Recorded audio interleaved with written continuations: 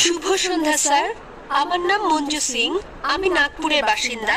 আমি বেদের ব্যাপারে একটি প্রশ্ন করতে চাই, কারণ আমি বিশ্বাস করি বেদ হিন্দু ধর্মের মূল ধর্মগ্রন্থ।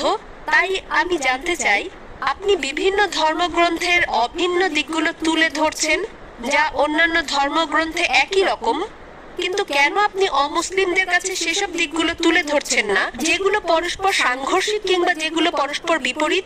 কারণ হিন্দু মেয়ে হিসেবে আমি অভিন্ন দিকগুলো বিশ্বাস করলেও এটা জানা অত্যন্ত গুরুত্বপূর্ণ হিন্দু ধর্মগ্রন্থের কোন দিকগুলো অন্যান্য ধর্মের সঙ্গে অভিন্ন এবং কোনগুলো ভিন্ন।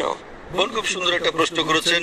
তিনি বলেছেন আমি বেদ থেকে উদ্ধৃতি দিয়েছি, সাদৃশ্যগুলো তুলে ধরেছি, কেন বৈসাদৃশ্যগুলো সম্পর্কে বলিনি, এবং তিনি সাদৃশ্যের পাশাপাশি বৈসাদৃশ্যগুলো জানতে চেয়েছেন। বোন, আমি যেমন ইসলাম ধর্ম ও হিন্দু ধর্মের সাদৃশ্যগুলোর উপর কয়েক ঘন্টা ধরে আলোচনা করতে পারি, তেমনি আমি ইসলাম ধর্ম ও হিন্দু ধর্মের